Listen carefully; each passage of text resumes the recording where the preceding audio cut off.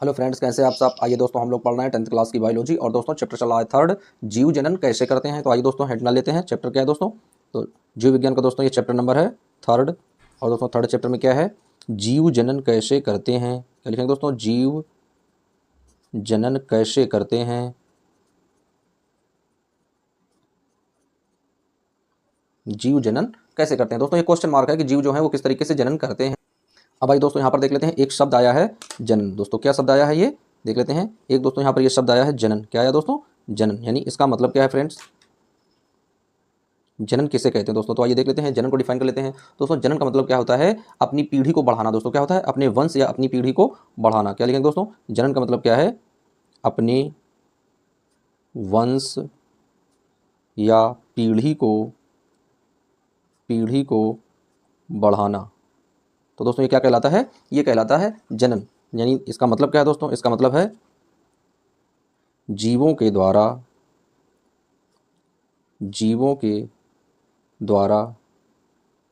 नए जीव या संतान उत्पन्न करना। क्या कहलाता है दोस्तों? ये कहलाता है जनन। दोस्तों जनन क्या कहलाता है? यानी अपने वंश या पीढ़ी को बढ़ाना या जीवों के द्वारा नए जीव या संतान की उत्पत्ति करना या संतान को उत्पन्न करना। दोस्तों क्या कहलाता है? जनन कहलाता है। तो आइए दोस्तों देख लेते हैं जनन किस तरह का होता है दोस्तों। तो क्या लिखेंगे? जनन। तो आइए फ्रेंड्स देख लेते हैं, जनन के बारे में पढ़ लेते हैं। जनन क्या होता है दोस्तों? तो वह प्रक्रम जिसमें सजीवों की एक पीढ़ी। दोस्तों क्या है? वह प्रक्रम जिसमें सजीवों की एक पीढ़ी। वह प्रक्रम जिसमें सजीवों की एक पीढ़ी दूसरी पीढ़ी को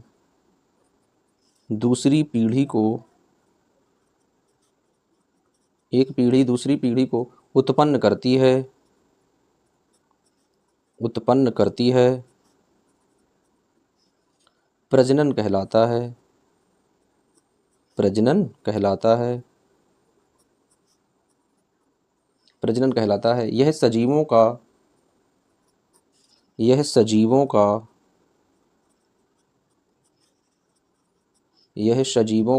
महत्वपूर्ण गुण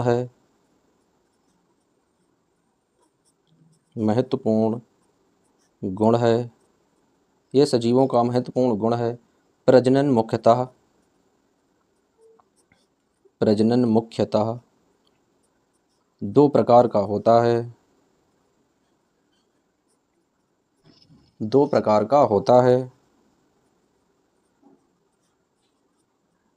तो अब आइए दोस्तों देख लेते हैं, प्रजनन जो है वो क्या होता है? दो प्रकार का होता है दोस्तों। जनन को हम लोगों ने ये इसकी परिभाषा समझ ली और इसको दोस्तों शॉर्टकट में क्या कहते हैं? यानी एक जीव के द्वारा अपने किसी नए जीव या नई संतान को उत्पन्न करने की क्रिया क्या कहलाती है? जनन कहलाती है। तो दोस्तों जनन कितने प्रकार का होता है? तो जनन दो प्रकार का होता है।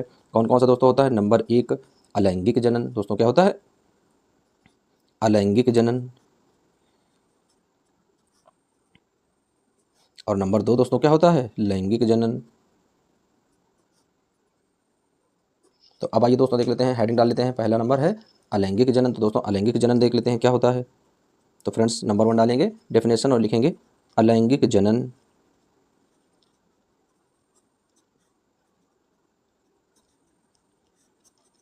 अलैंगिक जनन। अब आइए दोस्तों देख लेते हैं अलैंगिक जनन में क्या होता है दोस्तों। इस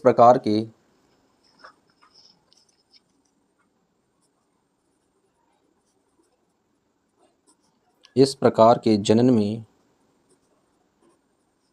संतान उत्पन्न करने के लिए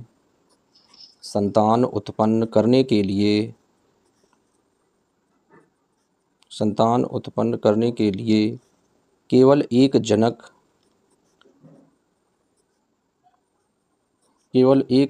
की आवश्यकता होती है। केवल एक जनक की आवश्यकता होती है। केवल एक जनक की आवश्यकता होती है। इसमें जीव स्वयं गुणित होते हैं। इसमें जीव स्वयं गुणित होते हैं। इसमें जीव जो होते हैं वो क्या होते हैं दोस्तों, स्वयं से गुणित होते हैं। एक जीव समसूत्री विभाजन के द्वारा, एक जीव समसूत्री विभाजन के द्वारा, समसूत्री विभाजन के द्वारा समसूत्री विभाजन के द्वारा नए जीव या संतान उत्पन्न करता है, संतान उत्पन्न करता है, नए जीव या संतान उत्पन्न करता है। इस प्रकार का जनन दोस्तों क्या कहलाता है, अलैंगिक जनन कहलाता है। अलैंगिक जनन कहलाता है। इस प्रकार के जनन में, इस प्रकार के जनन में उत्पन्न संतानें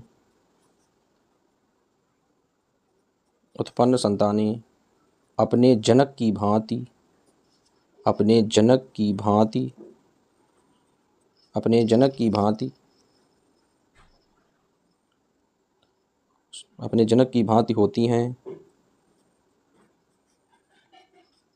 उन्हें क्लोन भी कहते हैं,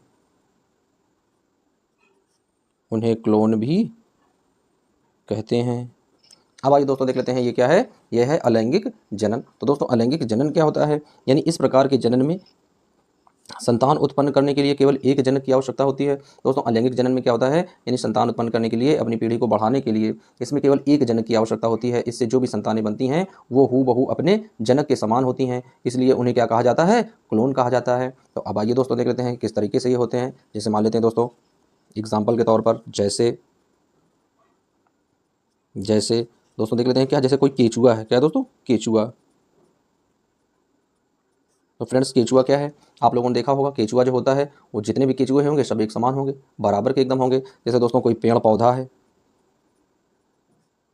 कोई पेड़ पौधा है दोस्तों, यानी एग्जाम्पल के तौर पर ले लेते हैं, जैसे मान लेते हैं कि नीम का पेड़ है, क्या दोस्तों, नीम का पेड़ है। तो दोस्तों हम लोग देखते हैं कि बरसात आने पर जब नीम के दोस्तों फल गिरते हैं, गल्ला गिरते हैं, तो वो उगाते हैं, अंकुरित हो जाते हैं। उनके द्वारा दोस्तों जो नया पौधा तैयार होता है वो भी कैसा होता है, हूबहू अपने जनक के समान होता है। यानी एक बड़ा नीम का पौधा है तो एक छोटा नीम का पौधा हो जाएगा। उसी तरीके से दोस्तों आम का पौधा ले लेते हैं तो आम का पौधा भी दोस्तों कैसा होता है, हूबहू अपने जनक के समान होता है। तो दोस्तों इस तरह का जो जनन होता है क्या कहलाता है, अलैंगिक जनन कहलाता है। इसमें दोस्तों केवल एक जनक की आवश्यकता होती है। और देख लेते हैं दोस्तों, जैसे मान लेते हैं यहाँ पर एक इस तरह का अमीबा का चित्र बना लेते हैं। इस तरह से दोस्तों ये अमीबा का चित्र है, ये इसका न्यूक्लियस है दोस्तों, और ये इस तरीके से जलीय द्रव्य भरे होते हैं दोस्तों। ये क्या होते हैं, जलीय द्रव्य होते हैं। तो दोस्तों इस तरीके का एक अमीबा होता है दोस्तों, यहाँ पर लिख देंगे ये है अमीबा, ये दोस्तों क्या है, अमीबा है। अब जब दोस्तों इसका क्या होता है, वयस्क स्थिति आ जाती है इसकी, तो अब वयस्क स्थिति में क्या होता है फ्रेंड्स, ये क्या करता है, इस तरीके से अपने आप को डिवाइड करता है, इस तरीके से बना लेता है अपने शेप को।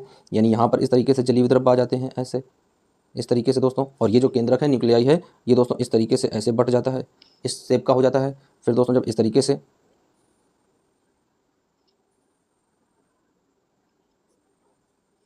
अब ये डायरेक्शन दोस्तों देख लेते हैं, इसके बाद में किस तरीके का आ जाएगा। तो ये अमीबा इस तरीके से अपने आप को इस शेप में ढाल लेता है, इस तरीके के शेप में ढाल लेता है दोस्तों। इस तरीके से यहाँ पर जलीय द्रव्य हो जाते हैं, और ये केंद्रक दोस्तों इस तरीके से आ जाता है इस पोजीशन में। उसके बाद की कंडीशन दोस्तों क्या होती है, जब अमीबा फिर अपने आप को इस तरीके से परिवर्तित कर लेता है, तो यहाँ पर दोस्तों क्या करता है, यहाँ पर दो छोटे छोटे इस तरीके के अमीबाज बना देता है। एक दोस्तों ये बन जाता है, इसका ये छोटा सा केंद्रक हो जाता है, ये केंद्रक दो भागों में बट जाता है, और इस तरीके से एक ये अमीबा बन जाता है, और एक इसी के पास में इस तरीके से एक ये अमीबा बन जाता है।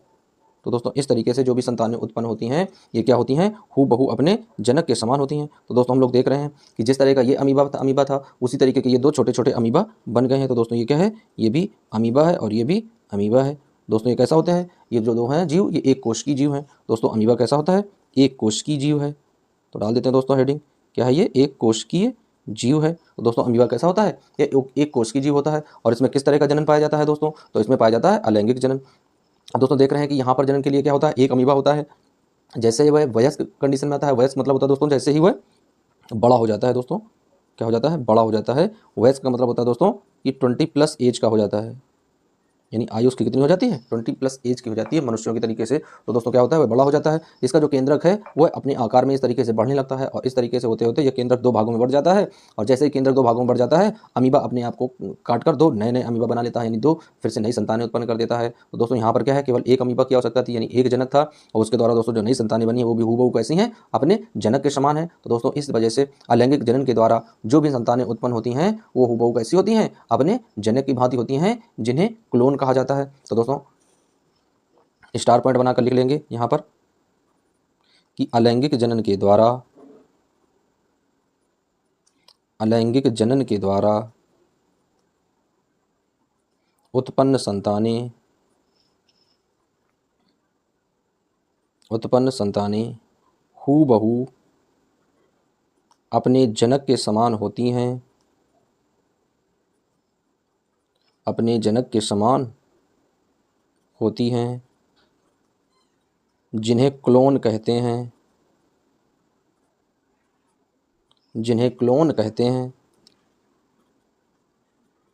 जिन्हें क्लोन कहते हैं। तो दोस्तों इस तरह का क्या पाया जाता है, इस तरह का पाया जाता है अलैंगिक जनन। अब आइए दोस्तों देख लेते हैं इसके प्रकारों के बारे में कि अलैंगिक जनन के कौन कौन से प्रकार होते हैं। तो दोस्तों देख लेते हैं अलैंगिक जनन के प्रकार।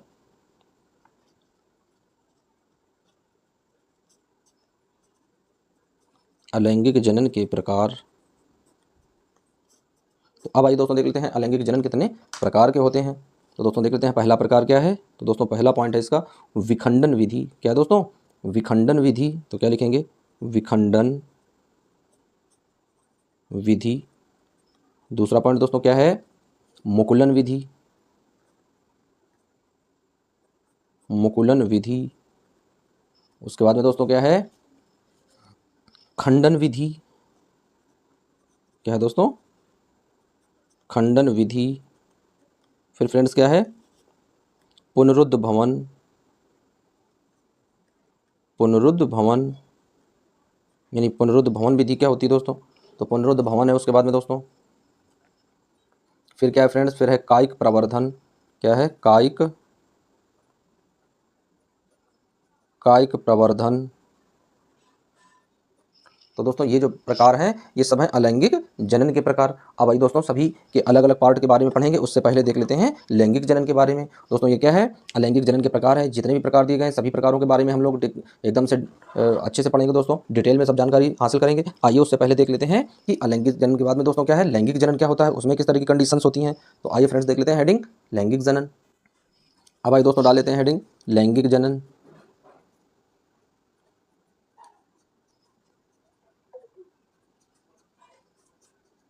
लैंगिक जनन। अब आइए दोस्तों देख लेते हैं लैंगिक जनन में क्या लिखेंगे, इस प्रकार के जनन में, इस प्रकार के जनन में,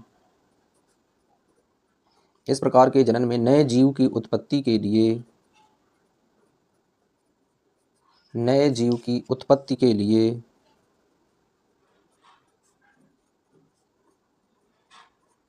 नए जीव की उत्पत्ति के लिए नर युग्मक, नर युग्मक तथा मादा युग्मक, तथा मादा युग्मक के संयुग्मन से, मादा युग्मक के संयुग्मन से, संयुग्मन से, संयुग्मन से युग्मनज का निर्माण होता है, युग्मनज का निर्माण होता है।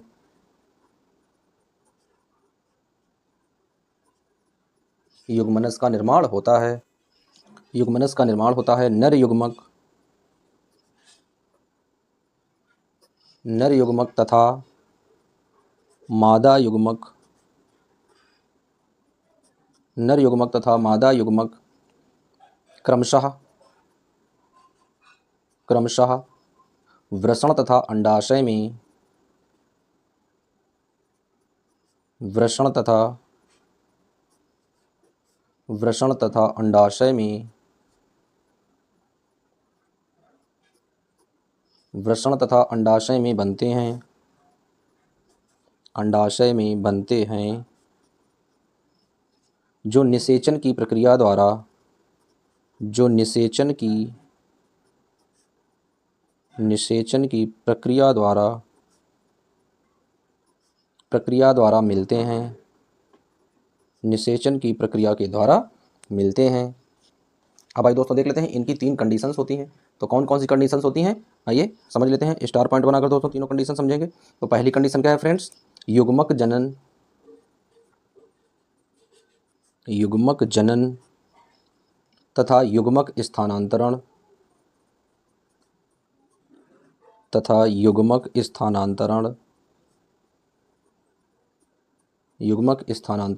ये दोस्तों कब होता है, ये है निषेचन पूर्व घटना। कब की घटना है दोस्तों, निषेचन से पूर्व की घटना, निषेचन से पूर्व की घटना है दोस्तों। दूसरा स्टार पॉइंट देख लेते हैं।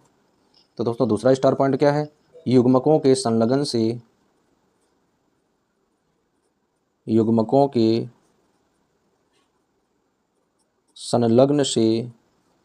के संलग्न से द्विगुणित युग्मनस का बनना, द्विगुणित युग्मनस का बनना। ये दोस्तों कौन सी घटना है, ये घटना है निषेचन की घटना है दोस्तों। तो क्या लिख देंगे, निषेचन, ये निषेचन की घटना होती है। अब आइए दोस्तों देख लेते हैं तीसरा स्टार पॉइंट क्या है। तो दोस्तों तीसरे स्टार पॉइंट में है भ्रूण जनन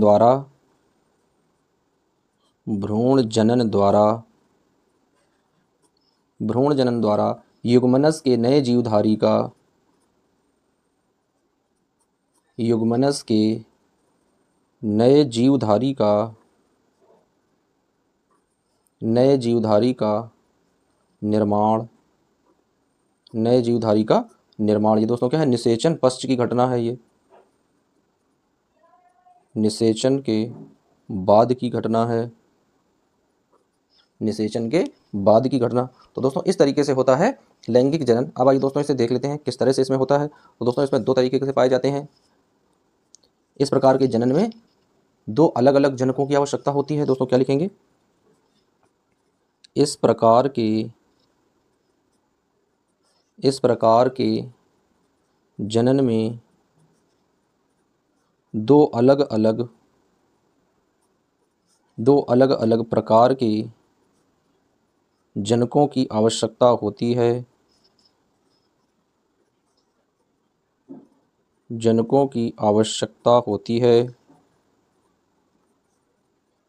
इनके द्वारा प्राप्त संतानें,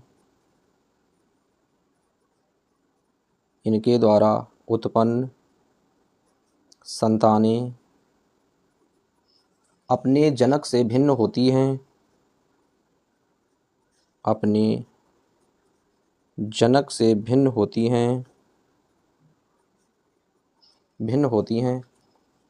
तो दोस्तों ये क्या है, ये है लैंगिक जनन। दोस्तों लैंगिक जनन में देख लेते हैं, जैसे हम लोग हैं दोस्तों, हम लोगों के मम्मी पापा अलग अलग होते हैं दोस्तों। किसी के मान लेते हैं, जैसे किसी के पापा दोस्तों जो है उनका थोड़ा रंग जो है वो ब्लैक है, और दोस्तों मम्मी जो है उनका रंग जो है व्हाइट है। तो दोस्तों जो उनसे उत्पन्न संतानें होती हैं वो 50-50% या तो ब्लैक हो जाती हैं या तो फिर व्हाइट हो जाती है दोस्तों। यदि उसमें से उत्पन्न होने वाला बेबी बॉय है दोस्तों, तो उसकी 50% की दोस्तों प्रोबेबिलिटी होती है ब्लैक कलर आने की, और दोस्तों यदि बेबी गर्ल है तो उसमें 50% की प्रोबेबिलिटी होती है व्हाइट कलर आने की। तो दोस्तों इस तरह से जो नई उत्पन्न संतानें होती हैं वो अपने जनक से डिफरेंट होती हैं, अपने जनक से भिन्न होती हैं। तो इस तरह का जनन क्या कहलाता है, इस तरह का जनन कहलाता है दोस्तों लैंगिक जनन। अब आइए दोस्तों देख लेते हैं लैंगिक जनन में किस तरीके की चीज़ें घटित होती हैं। तो दोस्तों इसमें 2 अलग अलग जनक पाए जाते हैं। कौन कौन से पाए जाते हैं दोस्तों, एक होता है मादा और दूसरा होता है दोस्तों नर। तो अब इसके द्वारा क्या होता है दोस्तों, तो मादा से क्या बनता है दोस्तों, मादा से बनता है मादा युग्मक। क्या बनता है दोस्तों, मादा युग्मक। और दोस्तों मादा युग्मक बनाता क्या है, इस तरीके से, इससे दोस्तों बनेगा मादा युग्मक। और दोस्तों नर से क्या बनता है, नर युग्मक, नर युग्मक। तो दोस्तों इस तरीके से मादा युग्मक और नर युग्मकों का निर्माण होता है। दोस्तों मादा युग्मक में क्या होता है, अंडाणु होते हैं दोस्तों। क्या होते हैं, अंडाणु। और इसमें दोस्तों क्या होते हैं, शुक्राणु होते हैं। क्या होते हैं, शुक्राणु।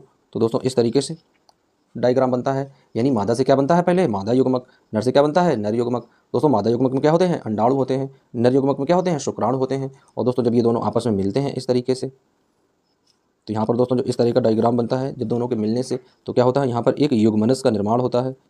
किसका निर्माण होता है दोस्तों? युग्मनज। ये एक निर्माण होता है दोस्तों युग्मनज, और इसी को क्या बोलते हैं? इसी को दोस्तों इंग्लिश में बोलते हैं जाइगोट। क्या बोलते हैं? इसी को कहते हैं जाइगोट, यानी ये युग्मनज का निर्माण करते हैं। अब आइए दोस्तों देख लेते हैं इसमें किस तरीके से गुणसूत्र होते हैं।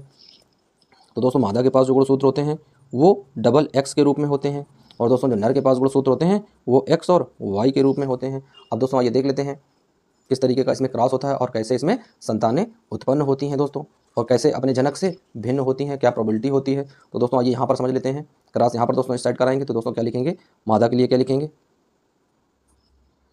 डबल एक्स होता है दोस्तों इसके पास, और नर के लिए लिखेंगे फ्रेंड्स, तो नर के लिए क्या होता है? एक्स वाई होता है। अब दोस्तों यहाँ से क्रॉस करा देते हैं, ये यहाँ से एक्स आ जाएगा और ये यहाँ से एक्स आ जाएगा, इस तरीके से मिल जाएगा। तो दोस्तों जब यहाँ पर मिल जाएगा तो दो डबल एक्स मिल जाएंगे, ये एक्स हो जाएगा, ये एक्स हो जाएगा, तो दोस्तों यहाँ पर डबल एक्स हो जाएगा। और दोस्तों यहाँ पर डबल एक्स क्या था? मादा था, यानी यहाँ पर दोस्तों क्या हो जाएगा? बेबी गर्ल हो जाएगा। तो दोस्तों यहाँ पर लिख देंगे उत्पन्न होने वाली जो संतान हो जाएगी वो क्या हो जाएगी? Baby girl. बेबी गर्ल कब होगी दोस्तों? जब हमें मादा से क्या मिल रहा है? एक्स गुणसूत्र मिल रहा है, और नर से भी हमें क्या मिल रहा है? एक्स गुणसूत्र। तो उत्पन्न होने वाली संतान क्या होगी? बेबी गर्ल होगी। और दोस्तों उसके बाद में इसका क्रॉस यहाँ करा देते हैं, और उसके बाद में दोस्तों इस वाले का क्रॉस करा देते हैं, वाई का करा देते हैं इस तरीके से। तो अब यहाँ पर देख लेते हैं, तो दोस्तों ये एक्स हो गया और ये वाई हो गया, तो क्या आ जाएगा एक्स और वाई। तो दोस्तों ये क्या हो जाएगा? ये हो जाएगा इस तरह की जो उत्पन्न संतानें होंगी वो क्या हो जाएंगी? बेबी बॉय हो जाएगा दोस्तों। क्या हो जाएगा? बेबी बॉय हो जाएगा। अब इस तरीके से दोस्तों इस वाले एक्स का कराते हैं, तो ये वाला एक्स आएगा और इस वाले एक्स के साथ इसके साथ में होगा, तो दोस्तों फिर से क्या हो जाएगा? डबल एक्स आ जाएगा। तो यहाँ पर दोस्तों क्या हो जाएगा? ये फिर से क्या हो जाएगी? बेबी गर्ल हो जाएगा दोस्तों। अब इसी तरीके से ये वाला भी फिर से एक्स लेंगे, तो इस तरीके से ये एक्स आ जाएगा, और अब इस बार ये वाली वाई ले लेंगे दोस्तों। तो अब क्या हो जाएगा? इससे एक्स मिला और इससे दोस्तों क्या मिल गया? वाई। अब ये फिर से एक्स वाई हो गया, तो दोस्तों ये फिर से क्या हो जाएगा? ये फिर से बन जाएगा बेबी बॉय। तो दोस्तों हम लोग देख रहे हैं कि जब इस तरह की कंडीशन होती है तो दोस्तों दो बार क्या होता है? बेबी गर्ल, और दो बार क्या होता है? Baby boy. यानी जो चांस होते हैं दोस्तों वो क्या होते हैं? 50-50% के चांस होते हैं, यानी 50% दोस्तों बेबी बॉय हो सकता है और 50% बेबी गर्ल हो सकता है, क्योंकि दोस्तों फीमेल के पास जो है वो किस तरह के गुणसूत्र होते हैं? डबल एक्स टाइप के गुणसूत्र होते हैं, और दोस्तों मेल के पास क्या होते हैं? एक्स और वाई टाइप के गुणसूत्र होते हैं।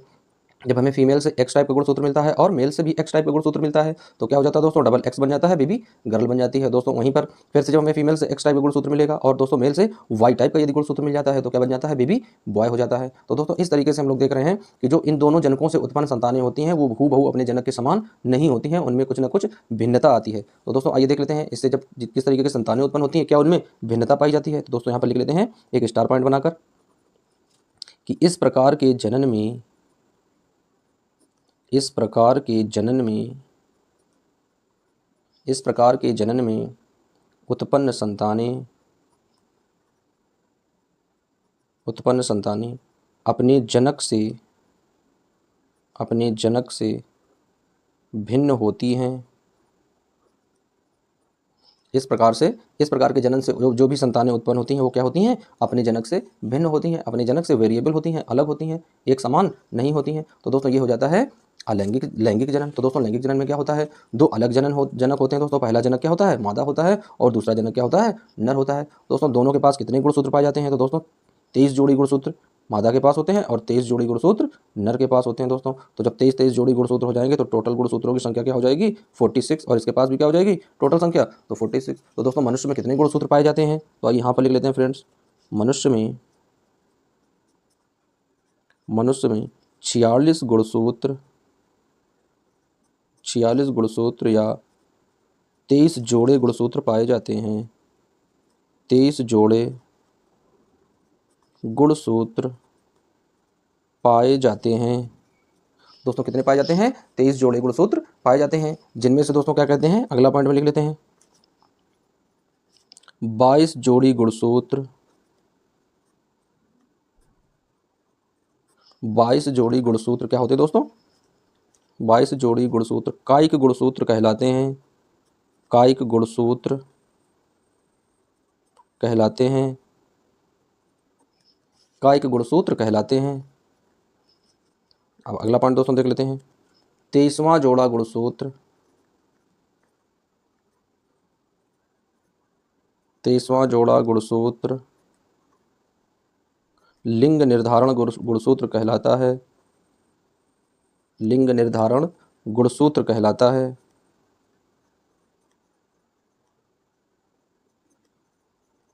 गुणसूत्र कहलाता है। दोस्तों जो 23वां जोड़ा होता है वो क्या करता है, यानी लिंग निर्धारण गुणसूत्र कहलाता है। अब आइए दोस्तों देख लेते हैं, एक और पॉइंट लिख लेते हैं यहाँ पर। 22 जोड़ी गुणसूत्र, 22 जोड़ी गुणसूत्र नर व मादा में एक समान होते हैं, एक समान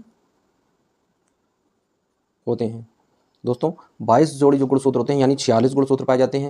यानी हम लोगों मनुष्य में दोस्तों क्या होते हैं, कितने गुणसूत्रों की संख्या होती है, तो टोटल होती है 46 गुणसूत्रों की संख्या। तो दोस्तों 46 गुणसूत्र में से जो 44 गुणसूत्र हैं यानी जो 22 जोड़ी गुणसूत्र हैं वो दोस्तों कहलाते हैं कायिक गुणसूत्र यानी मदर क्रोमोसोम्स। तो दोस्तों जो 22 जोड़ी गुणसूत्र हैं वो दोनों में समान होते हैं, यानी मादा युग्मक में भी वही होते हैं और नर युग्मक में भी वही होते हैं। लेकिन जो 23वां जोड़ा होता है, जो अंतिम जोड़ा होता है दोस्तों, वो क्या होता है, वो डिफरेंट होता है, वेरिएबल होता है। यानी मादा में कौन पाया जाता है, डबल एक्स, और नर में कौन पाया जाता है, एक्स वाई। तो दोस्तों जो तीसरा जो सबसे अंतिम होता है यानी कि 23वां जोड़ा होता है वो अलग होता है। बाद बाकी दोस्तों जो 22 जोड़े गुणसूत्र होते हैं वो एक समान होते हैं। दोस्तों इस स्त्री पुरुषों में एक समान तरह के गुणसूत्र होते हैं जिन्हें हम लोग कायिक गुणसूत्र कहलाते हैं, और वो शारीरिक दोस्तों संरचना, शारीरिक बनावट और शरीर के संरचना निर्माण में भाग लेते हैं, सहायक होते हैं। तो दोस्तों इस तरीके से हम लोगों ने सीख लिया है कि लैंगिक जनन क्या होता है और अलैंगिक जनन क्या होता है। दोस्तों अब इनके भागों के बारे में हम लोग दूसरे वीडियो में सीखेंगे कि अलैंगिक जनन के कितने प्रकार के भाग होते हैं, कौन कौन से प्रकार से अलैंगिक जनन होता है, और उसके बाद दोस्तों देखेंगे कि लैंगिक जनन क्या है और लैंगिक जनन से होने वाले किस तरीके के दोस्तों उपयोग होते हैं, यानी लैंगिक जनन से कैसे संतानें उत्पन्न होती हैं और उनका दोस्तों किस तरीके से हम लोग